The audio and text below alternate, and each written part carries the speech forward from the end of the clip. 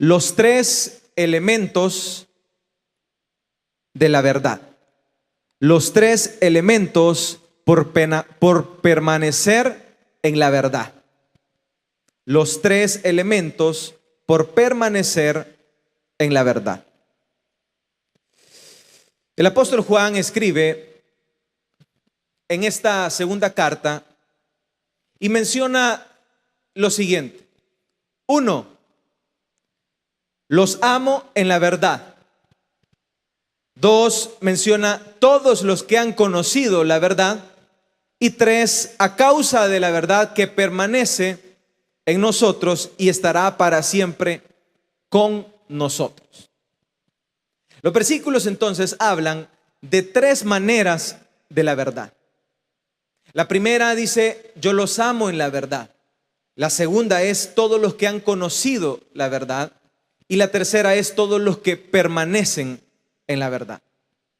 Usted y yo vamos a aprender en esta tarde estas tres partes y qué es lo que provoca el permanecer en la verdad. En primer lugar, hablemos de este nivel de las personas que conocen la verdad. Por lo general, las personas que conocen la verdad creen que están en la verdad. Pero conocer no es permanecer. Conocer es echar de ver a alguien o algo. Eso es conocer. Tener un conocimiento y tener un cierto conocimiento de alguien o de algo. Conocer es averiguar. Conocer es enterarse de un tema o de una persona. Conocer es informarse, comprender y entender un tema. Eso es conocer la verdad. Y cuando el apóstol habla de todos los que han conocido la verdad, son todas aquellas personas que quedan ahí, que han conocido la verdad. Son aquellas personas que conocen a Dios, saben quién es Dios, han escuchado versículos bíblicos, han escuchado la palabra de Dios, pero solamente conocen la verdad. Es como cuando usted se refiere a ciertas personas y usted dice, esa persona es mi amiga. Pero hay otros que decimos, esa persona es un conocido. El conocido es simplemente aquel compañero de estudios que conocí, que frecuentamos la misma aula en cierto año. Solamente lo conozco.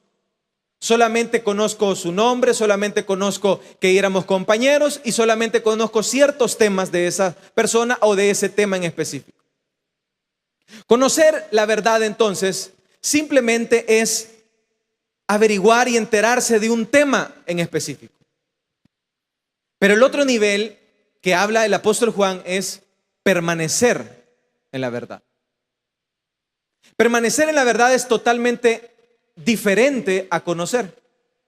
Permanecer es mantenerse sin mutar. Permanecer es quedarse en el mismo lugar sin cambiar. Permanecer es creer en la verdad y no cambiar la verdad por la mentira. Ustedes se dan cuenta cómo, por lo general, siempre el ser humano va cambiando y va transformándose a medida que pasan los años. Pero el que permanece en la verdad de Cristo, esa persona ya pasó el nivel del conocimiento, ya está en el nivel de permanecer en la verdad. Permanecer en un mismo lugar. Permanecer es mantenerse en el mismo estado y en la misma calidad como inicié. Permanecer en la verdad entonces es mantenerme a pesar de las circunstancias. Mantenerme en la verdad es no cambiar a pesar de las circunstancias y mantenerme en el mismo estado, en la misma situación y en la misma establecimiento y en el mismo lugar donde me establecí. mantener la calidad, mantener la atención y mantenerme siempre en la verdad. Quedarme, durar, persistir, residir, habitar y establecerme. Y usted ve cuál es la diferencia entre conocer y permanecer. El cristiano que primero conoce la verdad tiene que pasar al siguiente nivel, que es permanecer en la verdad. Los que solamente se quedan conociendo a Dios, escuchando de Dios y no permanecen en la verdad, son los que rápidamente, según Juan, quedan fuera de la verdad. Ahora, la pregunta, por eso dice Efesios en su capítulo 4, para que ya no seamos niños fluctuantes, llevados por doquiera de todo viento de doctrina, por estratagema de hombres, para engañar, emplean con astucia las artimañas del error, sino que siguiendo la verdad en amor crezcamos en todo aquel que es la cabeza, y esto es Cristo.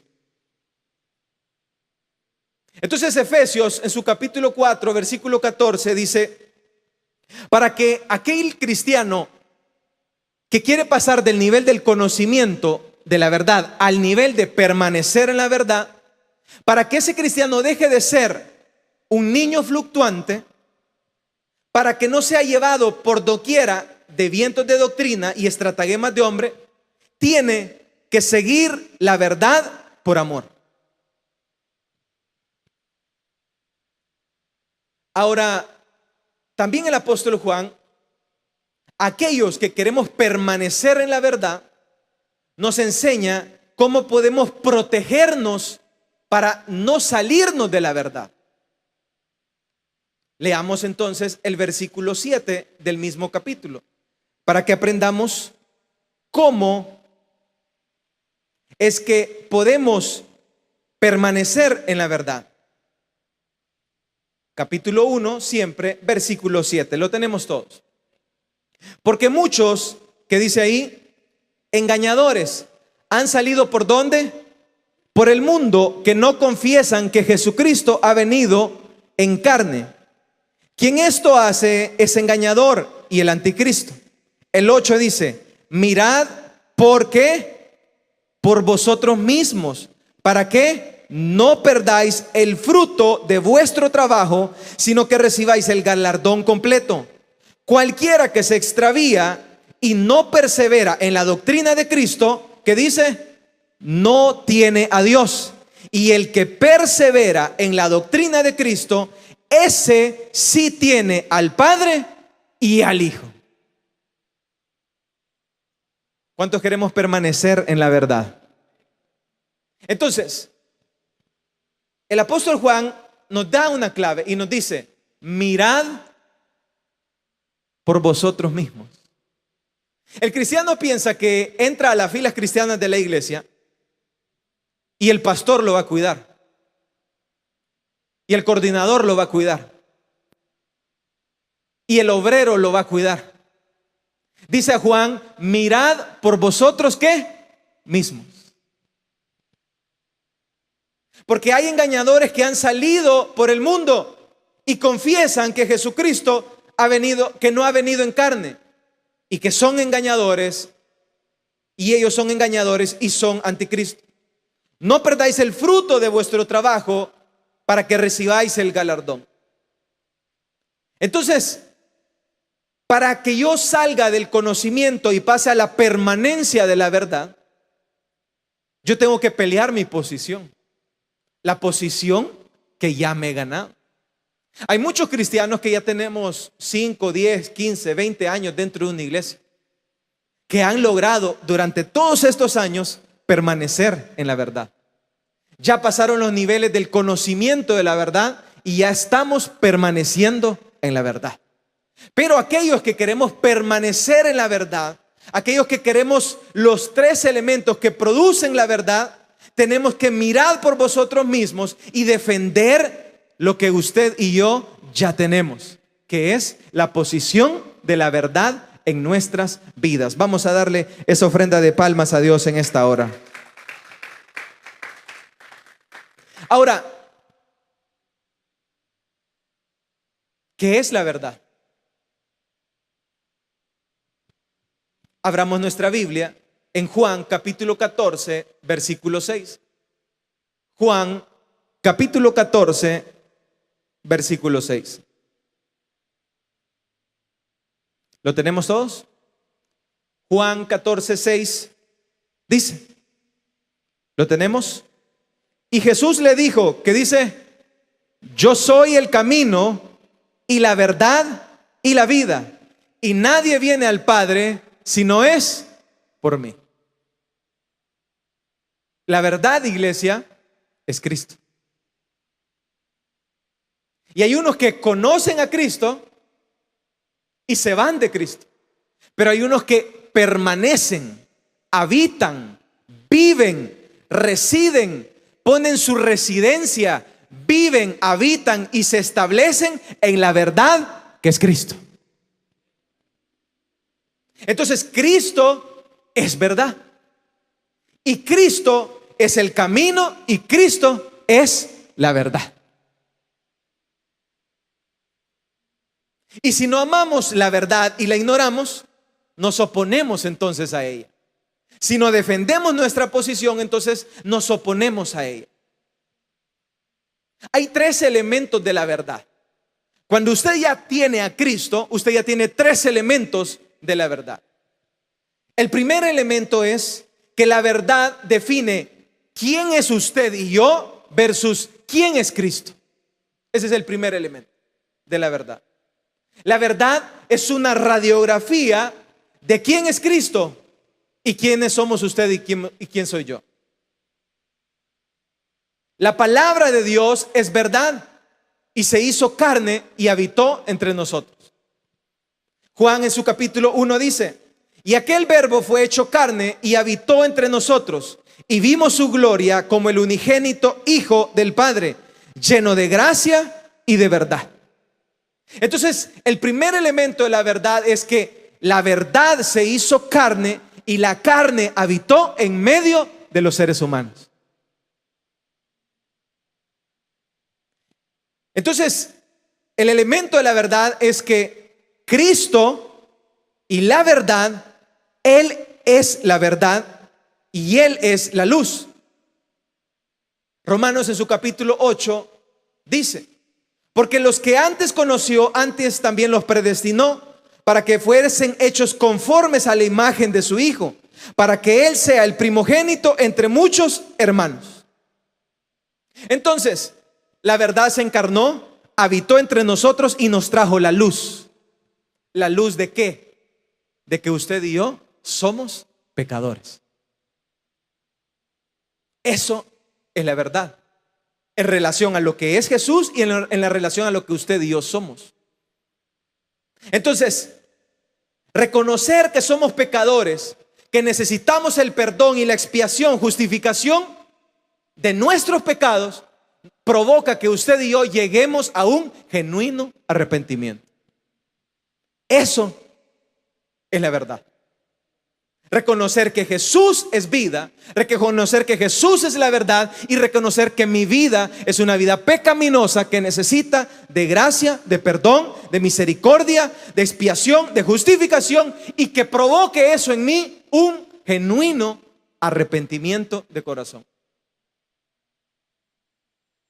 El segundo elemento de la verdad es la finalidad de la verdad. ¿Para qué la verdad está ahí? ¿Para qué la verdad se hizo carne, habitó entre nosotros y vino a hacer luz a nosotros? La finalidad de la verdad es para que la verdad nos transforme a usted y a mí, para que nos cambie, para que nos purifique, para que nos quite la vieja naturaleza y viva nuestra nueva naturaleza. Tercera carta de Juan en su capítulo 1 dice, pues mucho me regocijé cuando vinieron los hermanos y dieron testimonio de tu verdad, de cómo andas en la verdad. No tengo yo mayor gozo que este, el oír que mis hijos andan en la verdad. Tercera de Juan, capítulo 1, versículo 3. El andar en la verdad, entonces, es la finalidad para que usted y yo seamos transformados, renovados y cambiados de gloria en la misma imagen de Dios, como el Espíritu Santo del Señor, dice segunda de Corintios capítulo 3, versículo 18. Entonces, el segundo elemento de la verdad es para que usted y yo seamos transformados a la imagen y semejanza de Dios. ¿Y cuál es el tercer elemento de la verdad? Que la verdad nos da esperanza. La verdad nos da esperanza. Primera de Juan, capítulo 3, dice: y todo aquel que tiene esta esperanza en Él, se purifica a sí mismo, y así como Él es puro, el Espíritu de verdad es también de poder. Entonces, recapitulando un poco para que no se me pierda, ¿cuántos me están poniendo atención? Conocer la verdad es un nivel, permanecer en la verdad es otro, y los tres, y la verdad es Cristo. Y los tres elementos de la verdad: primero, saber quién es Cristo y saber quién soy yo. El segundo elemento de la verdad es, la finalidad es para purificarme y transformarme a su imagen. Y el tercero es para que yo como ser humano tenga una esperanza de gloria que no avergüence. Eso es la verdad, y esos son los tres elementos de la verdad. Pero ahora Juan nos habla y nos dice que a los que permanecen en la verdad tienen un resultado. Volvámoslo a leer. Segunda de Juan, capítulo 1, versículo 2. ¿Lo tenemos todos? Segunda de Juan, capítulo 1, versículo 2 dice: a causa de la verdad, que dice ahí, que permanece en ¿quién? En nosotros, y estará por siempre ¿con quién? Con nosotros. Y el 3 dice: sea con vosotros ¿qué? Gracia, misericordia y ¿qué? Y paz. Quedémonos hasta ahí. Entonces, gracia, misericordia y paz. Los tres elementos de las personas que permanecemos en la verdad son gracia, misericordia y paz. Gracia, misericordia y paz. En esta tarde solo abordaremos uno, que es el primero: gracia. Entonces, si yo paso del nivel de conocer a Dios y permanezco y habito en la verdad, el resultado de permanecer en la verdad es que yo voy a tener gracia. ¿Cuántos quieren tener gracia en sus vidas? Entonces, uno de sus beneficios es de que mi vida va a ser llena de gracia. ¿Y qué es gracia? Aprendamos entonces, porque es el único elemento que vamos a trabajar hoy. Gracia es amor, gracia es bondad, gracia es compasión, y gracia es favor, y gracia es misericordia. ¿Alguno de los que está acá no cree que en algún momento de nuestras vidas usted y yo necesitamos el favor de Dios para nuestras vidas?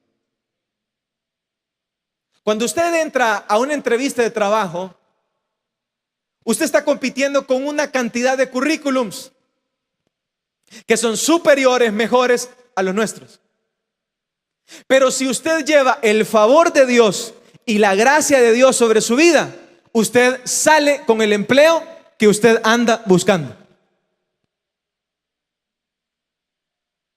Los negocios y los mercados y los comercios están llenos de competencia. Hay miles o centenares de personas que hacen y venden lo mismo que usted y yo vendemos. Pero si usted y yo tenemos la gracia y el favor de Dios en nuestras vidas, hay una diferencia que es la siguiente: su clientela siempre lo va a buscar a usted. ¿Y cuál es ese factor diferenciador? La gracia y el favor de Dios en su vida. Entonces no existe un ser humano que no necesite gracia y favor de Dios.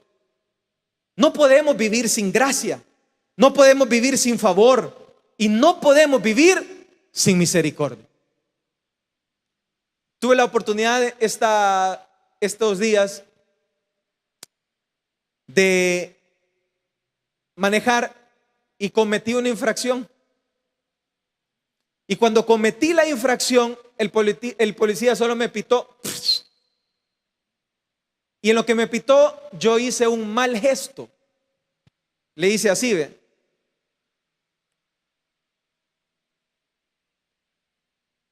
Justo cuando él me vio mi mal gesto, no me hizo ninguna otra cuestión y solo me dijo: deme sus documentos.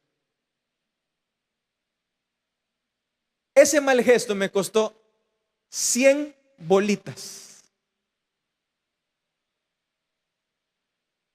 Me cobró la multa, me cobró la tarjeta que estaba vencida y me cobró la refrenda y me quitó la tarjeta.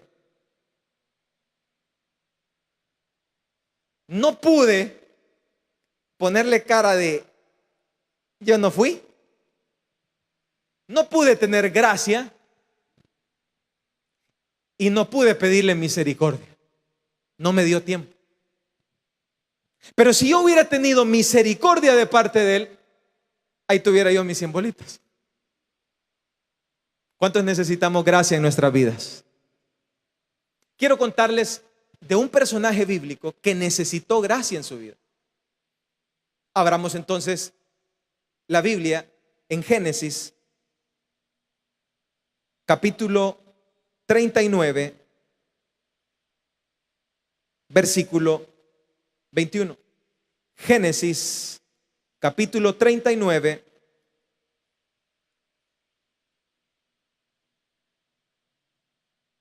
versículo 20.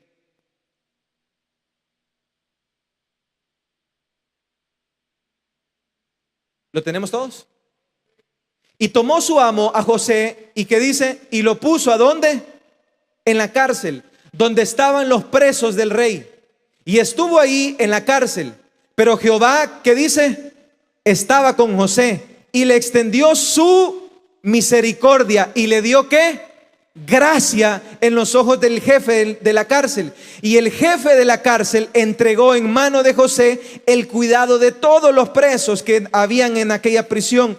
Todo lo que se hacía ahí, ¿quién lo hacía? Él lo hacía. No necesitaba atender el jefe de la cárcel cosa alguna de las que estaban al cuidado de José, porque Jehová, que dice, estaba con José, y lo que él hacía, que dice, Jehová lo prosperaba. Hay momentos en la vida que usted va a tener problemas graves. Falso testimonio, lo van a acusar injustamente, lo van a echar a procesos difíciles, va a tener situaciones problemáticas. En su trabajo van a acusarlo probablemente hasta de ladrón. Y en esos momentos usted y yo vamos a necesitar el favor de Dios, la misericordia de Dios y la gracia de Dios en nuestras vidas. Hay momentos en la vida en los que uno está arriba y de repente uno está abajo. José, dice la Biblia, que era el mayordomo de la casa de Potifar. Y siendo el mayordomo, él ya estaba en una altura. Él venía de ser un esclavo vendido por precio. Potifar entonces le da el reinado, le da la mayordomía de toda su casa. Y mientras él sofusgaba y ordenaba todo, él estaba en una altura, de posición de altura. Pero de un día para otro, el mismo que le había dado la posición, él mismo se la quitó y lo mandó a la cárcel. Hay momentos en la vida que usted y yo podemos estar arriba financieramente. Podemos tener todo lo que necesitamos en la vida. Podemos tener un trabajo, podemos tener una casa, podemos tener una familia, una relación, podemos tener todo. Pero de un día para otro nuestras vidas pueden cambiar. Podemos estar en problemados, podemos estar en una cárcel emocional, podemos estar en una cárcel de odio. Y en ese momento necesitamos de la gracia y del favor de Dios en nuestras vidas. José entonces, justo cuando él necesitaba la gracia en su vida, dice que Jehová estaba con José y Dios que estaba con él le dio gracia ante el jefe de la cárcel. Y miren lo que provoca la gracia. Allá era mayordomo de una casa y ahora se hace mayordomo de una cárcel.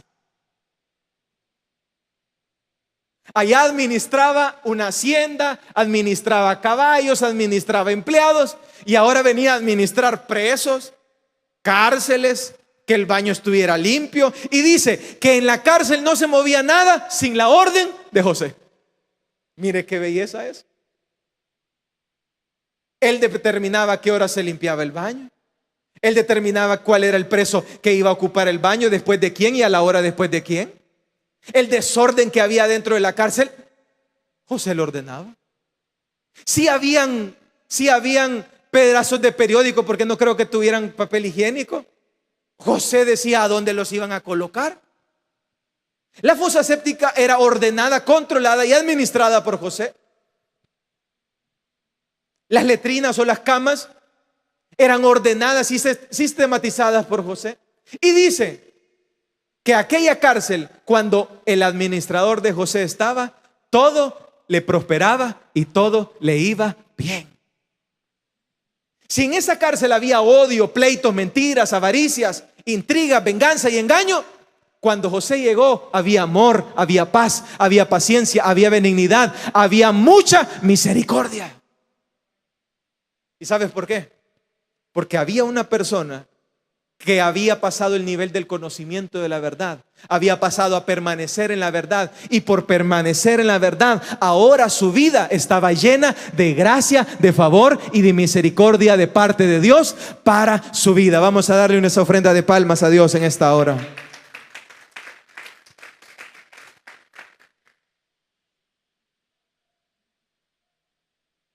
Dejemos hasta ahí la historia de José y vámonos a una segunda historia de gracia. Esta es la historia de una mujer moabita. Para los que conocen el relato, Ruth era la moabita, nuera de Noemí. La historia dice, según el libro de Ruth en su capítulo 2, que Noemí se había ido con su familia y Elimelec de Belén, de la casa de pan, y se fueron a las tierras de Moab. Pero cuando había allá en Moab hambre, sequía, después de haber perdido a su marido Elimelec, Ruth, Noemí vinieron una vez más a Belén. Regresaron a su lugar de origen. Pero cuando ellas regresan a su lugar de origen, Noemí le dice a Ruth: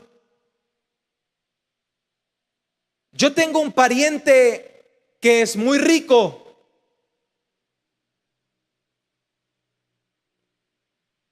Y Ruth le dice: te ruego entonces que me dejes ir al campo y recogeré espigas en pos de aquel a cuyos ojos hallare gracia. Y dice que Noemí le dijo: hija, vaya.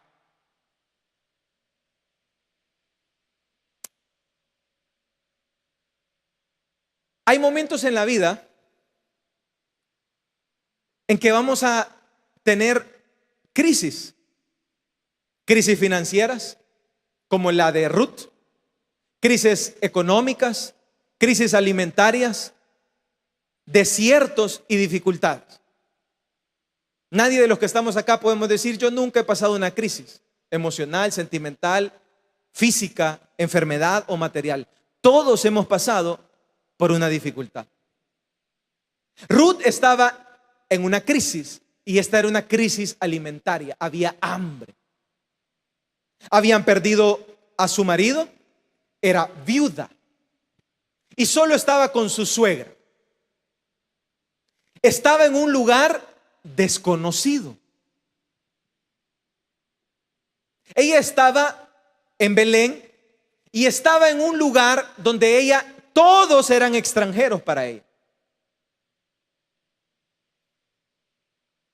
Pero hay algo importante en esta mujer, en Ruth, que le ruega a Noemí y le dice: déjame ir al campo y recogeré espigas. En otras palabras, estaban en casa, la refri estaba vacía y no se quedó orándole a Dios para que el pan llegara a su casa. Y la primera lección que nos enseña Ruth es la siguiente: hay muchos cristianos que en las crisis y en los problemas y en las situaciones empezamos a orarle a Dios y a pedir que traiga el alimento fresco para nuestras vidas. Pero hay momentos que no son de oración. Hay momentos que hay que levantarse e ir a trabajar. Hay momentos de crisis y dificultades que no hay que esperar de que Dios haga algo. Tengo que yo levantarme de mi cama, de mi sueño, de mi zona de confort, levantarme e ir a buscar y espigar por la comida. Ruth nos enseña de que se levanta y Noemí le dice: ve a espigar. El relato de Noemí nos dice que Ruth encuentra los campos de Booz. Y cuando ella encuentra los campos de Booz, ella empieza a espigar. Quiero relatarle el contexto de la espigada y de la siega. En el antiguo tiempo, el pueblo hebreo tenía un programa social. Es decir, un programa que buscaba tres elementos. El primero era ayudar a los pobres. El segundo elemento era que aquellas personas que sembraran pudieran tener un corazón generoso para dar. Y el tercer elemento de este programa social era de que los pobres fueran activos y no pasivos. Entonces, si usted quiere indagar más de este programa social, usted lo puede leer en Levíticos capítulo 19, versículo 9. Levíticos capítulo 19, versículo 9 habla de cómo el que sembraba tenía que dejar una parte de su cosecha sin recogerla. Entonces, para ponerle un ejemplo, si usted sembraba palos de naranjas, usted iba y agarraba las naranjas de la cosecha. Pero si las naranjas se habían caído, usted no agarraba esas naranjas. Porque esas naranjas, según Levítico capítulo 19, eran para los pobres. Entonces, era una manera para enseñarle a los que sembraban, una manera para que tuvieran un corazón generoso y no acapararan todo el fruto, a pesar de que era de ellos. Entonces, de esa manera, este programa social ayudaba al que sembraba a tener un corazón amplio, generoso y bondadoso. Entonces, también al dejar el fruto y no recogerlo, el pobre tenía esperanza. Y podía ver aguacates tirados, cebollas tiradas. Podía encontrar pepinos que habían quedado sin recogerse. Y solo de esas obras el pobre podía comer. Entonces, cuando Ruth le dice a Noemí, iré a espigar, le está diciendo lo siguiente: voy a ir a recoger todos los sobrantes que hay de la siembra del campo de Booz. En una ocasión tuve la oportunidad de estar en una siembra de naranjas. Y cuando vi esa siembra de naranjas, vi la cantidad de naranjas que se desperdician en el suelo. Usted puede sacar sacos y sacos de naranjas podridas que se han caído. Y solo de las naranjas, imagínese usted que saque un saco de naranjas, solo agarra su saco y la llena y se va al mercado y las vende, ya come o no come usted en el día. Eso era el programa social que tenían los hebreos. Entonces, cuando Ruth va al campo de Booz, iba a ir a traer todos los sobrantes de las siembras de Booz. Y el tercer elemento era para que los pobres no se quedaran: ay, soy pobre. Tía, miren, no me ha mandado la remesa. Fíjese que ya es 15. ¿Se ha fijado usted que en nuestras culturas las personas ahora en El Salvador ya no quieren trabajar? ¿Por qué? Porque estamos esperando ¿el qué? La remesa. Porque estamos esperando que el otro trabaje por mí. Entonces, este programa social lo que hacía era lo siguiente: sos pobre, no tenés recursos, está bien, levántate, anda a trabajar y anda a traer las obras, que con las obras de todos los campos podés comer. Mire qué sabiduría la que hay en la Biblia. Y entonces cuando Ruth va, adivine en el campo de quién se topó. En el campo de Booz. No fue casualidad. Dios la guió y la llevó al campo de Booz.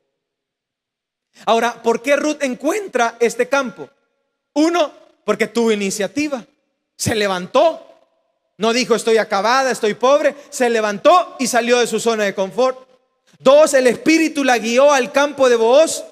Y tres, desde la mañana hasta la tarde no dejó de recoger. Pero miren lo que pasó. Apareció Booz y encontró ¿a quién?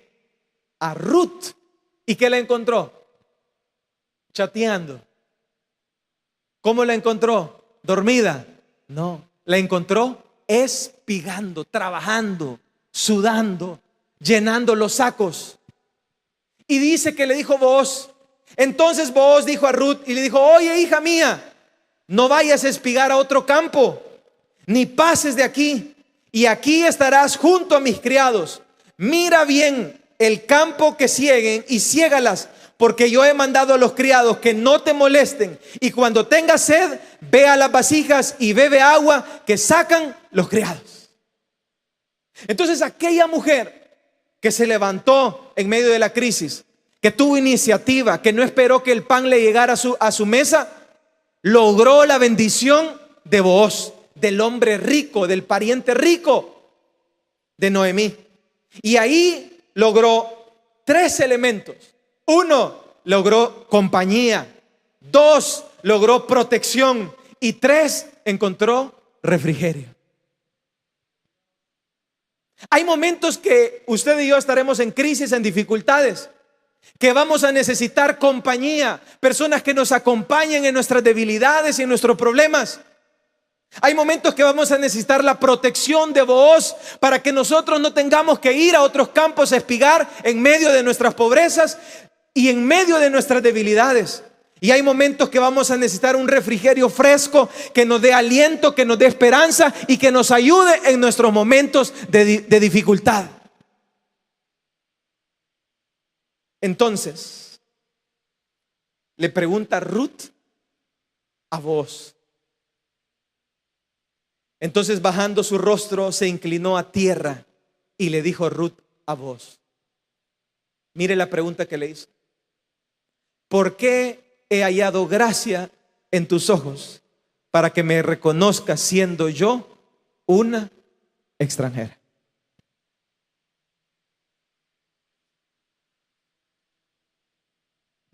El primer elemento de permanecer en la verdad, ¿cómo se llama, iglesia? Gracia. Cuando Ruth se da cuenta de que Booz le da compañía, protección y refrigerio y alimento en medio de su escasez, ella se rasca la cabeza y dice: Señor mío, ¿por qué está siendo tan buena conmigo? ¿Qué he hecho yo? ¿Qué de bueno he hecho yo? ¿Cómo me merezco esto? ¿Qué he hecho para merecer tanto favor de alguien tan rico como tú? Yo no sé si usted ha estado en momentos difíciles, en momentos angustiosos, en momentos en que nadie da $1 por usted. Pero en esos momentos usted lo que ha encontrado es refrigerio, lo que usted ha encontrado es compañía, lo que usted ha encontrado es protección, y lo que usted ha encontrado es refrigerio, y lo que usted ha encontrado es una ayuda social en medio de nuestras pobrezas físicas, materiales, espirituales o sentimentales. Y en medio de eso, usted y yo nos hemos preguntado: Señor mío, ¿cómo es que yo he tenido gracia y favor y misericordia tuya si yo no he hecho nada bien para que me lo merezca? La gracia es tan importante porque en momentos difíciles usted y yo necesitamos el favor y la misericordia de Dios para nuestras vidas. Y le dice: ¿qué he hecho yo para encontrar gracia? ¿Cuántos de los que estamos acá queremos tener gracia en nuestras vidas? ¿Qué he hecho yo? Y mire qué interesante lo que hace esta mujer. Cuando ella tuvo la muerte de su esposo, no se preguntó: ¿por qué Elimelech se me murió? No renegó, no blasfemó, no dijo: me tengo que ir con mi suegra a un lugar extranjero. Sino que se preguntó, cuando le hicieron el bien, dijo: ¿por qué he hallado gracia delante de tus ojos? Como diciendo: ¿por qué has hecho algo bueno a alguien que no se lo merece? Y lo que usted y yo podemos aprender ahí es que Ruth sabía que estaba recibiendo un favor, una misericordia de parte de Dios que ella no merecía.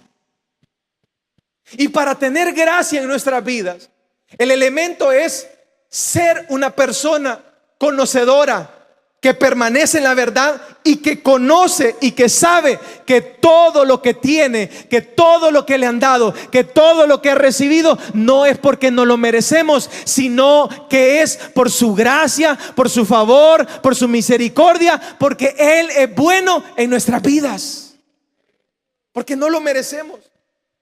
Siendo yo, le dice, una extranjera. Ruth no era del pueblo de Israel, era una moabita. Entonces cuando ella recibe gracia, le dice: ¿por qué es que yo tengo gracia? Y respondió Booz y le dijo: he sabido todo lo que has hecho, que tu suegra, después de muerta de su marido, dejando a tu padre y a tu madre de la tierra donde naciste, has venido a un pueblo que no conociste antes. Jehová recompense tu obra, tu remuneración sea cumplida de parte de Jehová, el Dios de Israel, bajo cuyas alas has venido a refugiarte. ¿Cuántos quieren refugiarse en las alas de Jehová? Entonces, Booz le contesta: he sabido todo lo que has hecho. Como diciendo, sé que has sufrido, sé que has dejado a tu casa, sé que has dejado a tus familiares, sé que has seguido a una mujer a ciegas y sé que has dejado lo conocido y te has ido por lo desconocido. Y por haber hecho todo eso y por haber confiado en Jehová, no soy yo el que ha hallado gracia en tu vida, sino que ha sido la gracia y el favor de Dios, porque tú no has conocido la verdad, sino que tú has permanecido en la verdad que es Cristo. Vamos a darle una ofrenda de palmas a Dios en esta hora. Ruth entonces puso su confianza en el Dios de Israel, dejó sus compañeros del pasado y se fue a habitar en lugares extraños y halló gracia delante de vos. Los que queremos encontrar gracia y favor en nuestras vidas, que es el primer elemento de permanecer en la verdad, necesitamos entonces, uno, defender nuestra posición de la verdad. Dos, permanecer en la verdad. Y si usted y yo permanecemos en la verdad, el resultado de nuestra vida va a ser como la de José, que cuando estemos en cárceles y en situaciones angustiosas y difíciles, la gracia y el favor de Dios va a llegar a nuestras vidas, y todo lo que toquemos y todo lo que emprendamos será bendito y será prosperado. ¿Pero por qué? Porque tenemos gracia. Si usted y yo permanecemos en la verdad, nuestro resultado y nuestra recompensa será como la de Ruth, que le dijo Booz. Y Booz le dijo lo siguiente: la hora de comer, hija, ven aquí y come del pan y moja tu bocado en el vinagre. Y ella se sentó junto a los segadores y él le dio del potaje. Y comió hasta que se sació y le sobró. Y luego le levantó para espigar, y Booz mandó a sus criados diciendo: recoge también las espigas entre las gavillas y no la avergüencen. Dejarás también que cae todo lo que cae para ella de los manojos, y los dejarás para que los recoja y no la reprendáis. En otras palabras le dijo: déjenla que agarre lo que ella quiera, cuando ella quiera, como ella quiera. ¿Saben por qué? Porque esa mujer conoció la verdad primero, llegó al segundo nivel de permanecer en la verdad, habitó en la verdad, y ahora esa mujer goza del primer elemento de permanecer en la verdad, que es la gracia de Dios, el favor de Dios y la misericordia de Dios para su vida. Vamos a darle una ofrenda de palmas a Dios en esta hora. Iglesia, permanecer entonces en la verdad trae tres elementos. Uno, gracia. Y eso es lo que hemos aprendido en esta tarde. El segundo es misericordia, y luego aprenderemos paz. Si usted y yo queremos tener gracia en nuestras vidas, lo único que tenemos que hacer es permanecer en la verdad. Vamos a darle una ofrenda de palmas a Dios en esta hora. Cierre sus ojos.